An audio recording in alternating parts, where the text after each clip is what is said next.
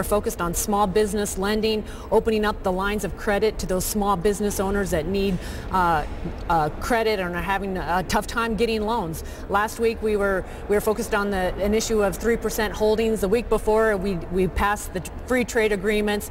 We are looking for those areas of common ground, opportunities to work with the president to actually move forward, get this economy going, and get Americans back to work. But isn't there a disconnect here? I mean, when you see there's such urgency out there, there's such a, we had 9% plus unemployment, such anger with Washington and frustration with the economy, and there's no real discussion of anything here in the House or the Senate of bills that can actually pass. I mean, you guys are passing things that have no chance in the Senate.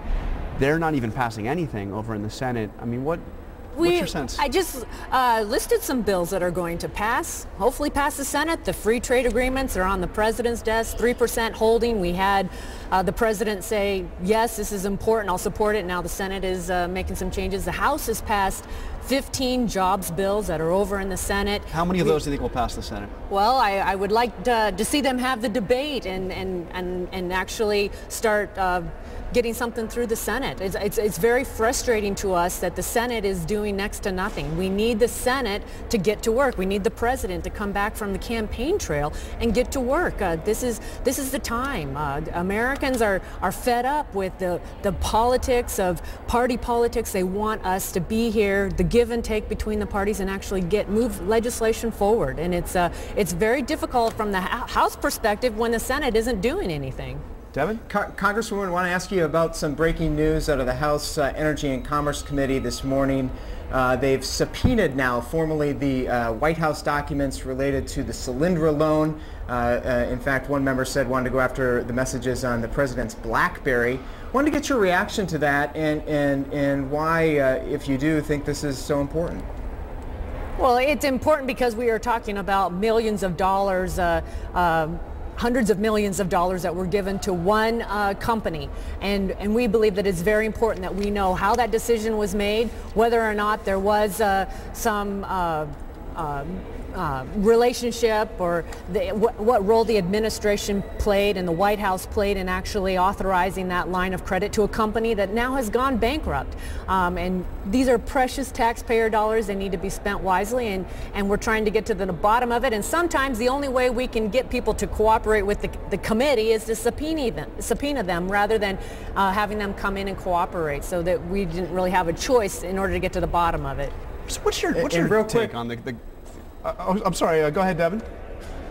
Just real quick, but in light of our next guest, Congresswoman, I wanted to ask you about women in politics and with the election coming up.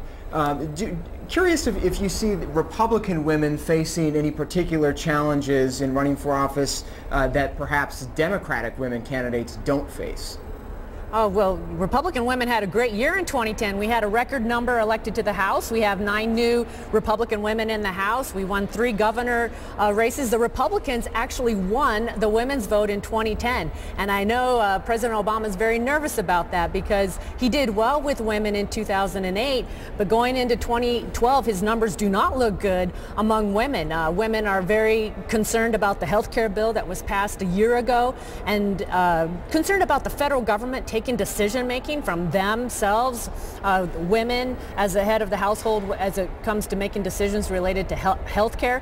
And also 2 out of 3 businesses are being started by women right now. Very exciting, but they see firsthand how the federal government is making it more difficult on them to start businesses. So there's going to be a real battle for the women's vote in 2012. Are you uncomfortable with the way powerful women are portrayed in the media? Our next guest is going to talk to us about this issue. You know, that often so much more attention paid to the way they look, comments about hairstyles.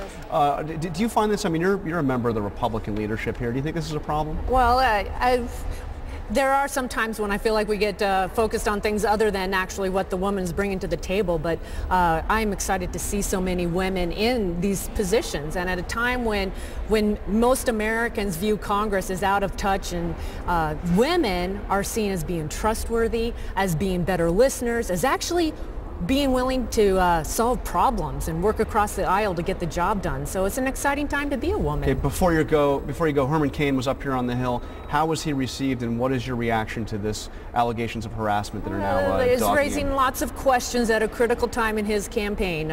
We have a long way to go on the presidential race, and I'm anxious to get to the bottom of it, as everyone is. Do you think he's adequately addressed these questions? I believe he'll have to. We'll have to. All right. Thank you very much, Congresswoman Rodgers. Appreciate it. Thank you. All right. All right. Thank you, Congresswoman. There you go, Devin. All right.